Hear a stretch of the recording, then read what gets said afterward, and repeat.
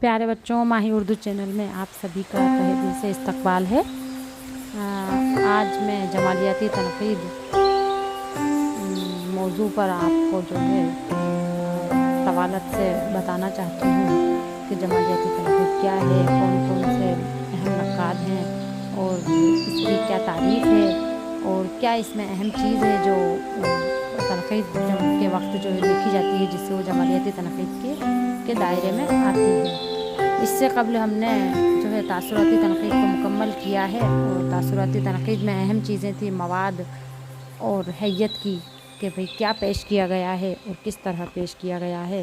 لیکن اسی کے بیچ میں نے آپ کو بتایا تھا کہ تاثراتی تنقید اور جمالیاتی تنقید میں اہم فرق کیا ہے۔ تو جمالیاتی تنقید میں جو ہے وہ کس طرح مسرت حاصل ہو انسان کو، اور کس طرح جو ہے اس کے ذہن پر ایک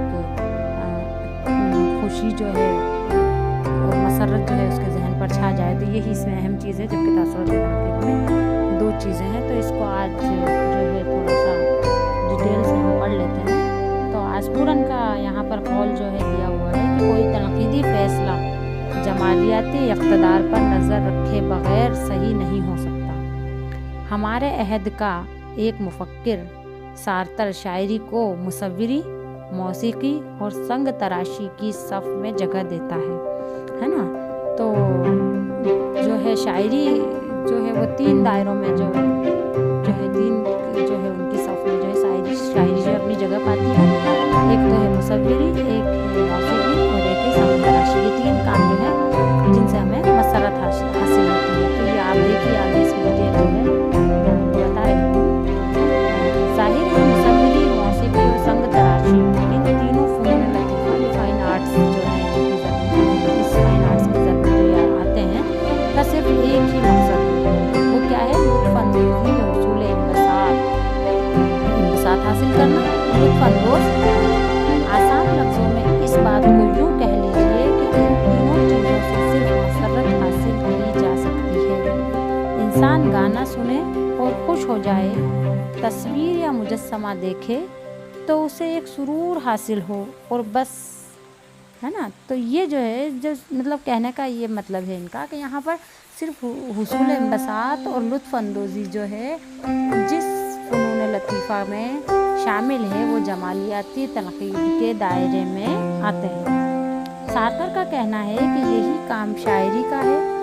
غور کرنے کی بات یہ ہے کہ مصوری، موسیقی، سنگ تراشی اور شاعری میں وہ کیا شے ہے جو ہمیں خوش کر دیتی ہے نا۔ اہم چیز یہ ہے، وہ شے ہے حسن کاری۔ گویا اظہار حسن کے بغیر فنون لطیفہ کا وجود میں آنا ممکن نہیں۔ یعنی ہم کیا سوچ رہے ہیں، ہمارے ذہن میں کیا چل رہا ہے، وہی ہماری تخلیق میں آتا ہے۔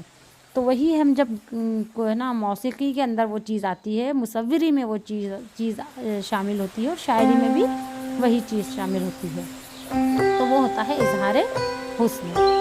شعر اگر حسن مجسم ہے تو تنقید نگار کا یہ فرض ٹھہرا کہ شعر میں حسن کے جتنے عناصر موجود ہیں ان کا پتہ لگائے اور ان کا تجزیہ کرے۔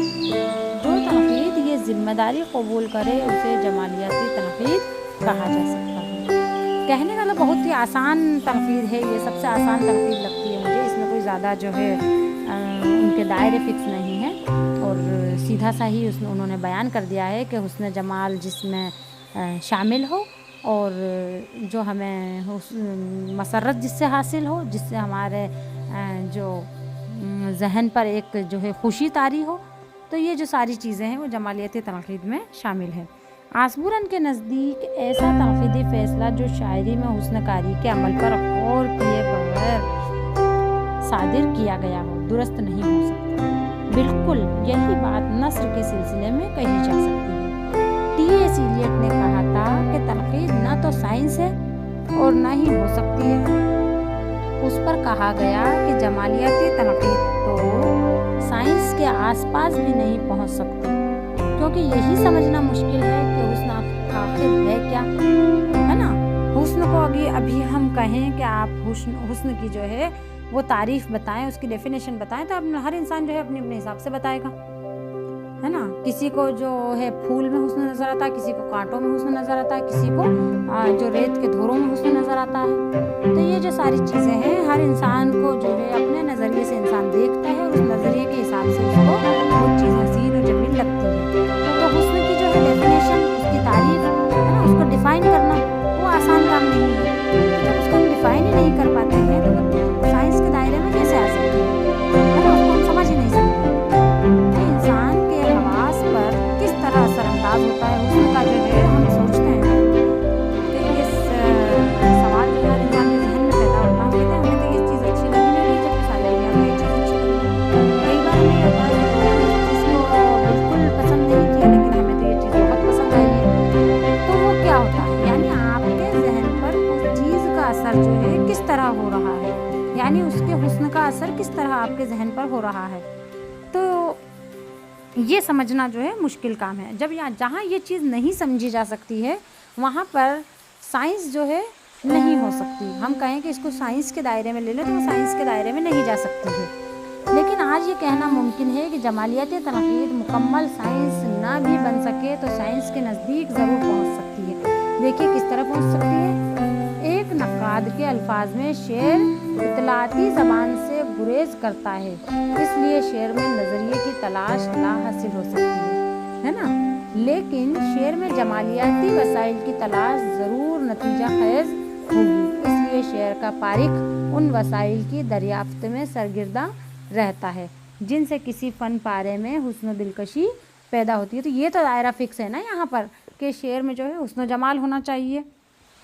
गोया जमालियाती तनक़ीद का मकसूद है अदब में जमालियाती अनासर की शिनाख्त और उस बुनियाद पर किसी फ़न पारे की क़द्र क़ीमत का तयन। यानी जमालियाती तनक़ीद में जब हम देखते हैं कि शेर में हुस्न जमाल हो, है ना, उसमें दिलकशी हो, और किसी भी फ़न पारे में जब दिलकशी होगी, हुस्न जमाल होगा, तो ज़ाहिर सी बात है जमालियाती तनक़ीद के दायरे में वो शामिल है ना। तो ये चीज़ तो यहाँ पर फिक्स है। तो इसलिए इस बिना पर तनक़ीद को हम जो है जमालियाती तनक़ीद को साइंस से थोड़ा नज़दीक जो है मानते हैं। शेर का जमालियाती क़दरों का एतराफ़ आज की बात नहीं, जब तनक़ीद का बाज़ाब्ता वजूद नहीं था उस वक्त भी शेर पढ़ने या सुनने वाले को उसका एहसास ज़रूर था कि शेर में यकीनन कोई ऐसी चीज़ होती है जो दिल पर जादू सा कर देती है। वो चीज़ क्या होती है, मगर इस जादू का तज़किया करना आसान न था, है ना। इसलिए नाक़दीन भी सरसरी तौर पर ये तारीफ़ी कलमात अदा करके ये समझते रहे कि तनक़ीद का हक़ अदा हो गया। यहाँ तक कि 18वीं सदी के वस्त में बामगार्टन ने फ़लसफ़ा हुस्न के लिए एक इस्तिलाह, है ना, एस्थेटिक्स जो है इस्तेमाल की, है ना। यहाँ पर भी देखिए जमालियाती तनक़ीद में भी एस्थेटिक्स यानी इस्तिलाह इस्तेमाल हुई, और एस्थेटिक्स जो है ज़्यादातर जो है वो साइंस के दायरे में होती है। उसके बाद से इस इल्म ने तरक्की करना शुरू की। डेकार्ट, कांट और गोयटे वगैरह ने फ़लसफ़ा जमाल पर गौर किया, है ना, फ़िलॉसफ़ी जमालियात की, और इस सिलसिले में अहम बातें कही। उनके बाद हीगल का नाम आता है। उसने कहा कि नज़रियाती सूरतों के ज़रिए तस्वीर के इजहार का नाम हुस्न है। हीगल बहुत बड़ा मुफक्किर गुज़रा है।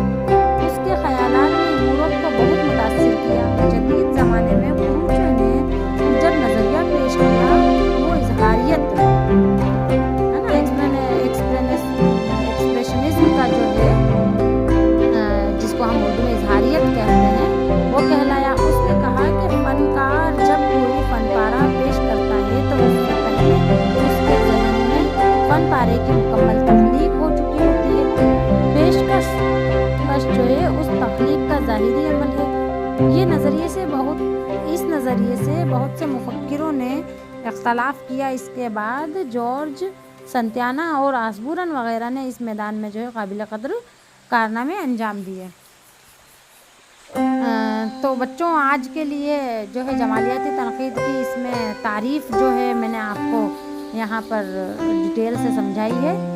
तो आज के इस लेक्चर में सिर्फ इतना ही बताना चाहती हूँ, और इसी जो जमालियाती तनक़ीद की जो तारीफ़ है इसको आप जो है एक पैराग्राफ के रूप में जो है आप इसको लिख लीजिए, उसकी शक्ल में लिख लिख कर, और ये आपका जो है आज का असाइनमेंट है।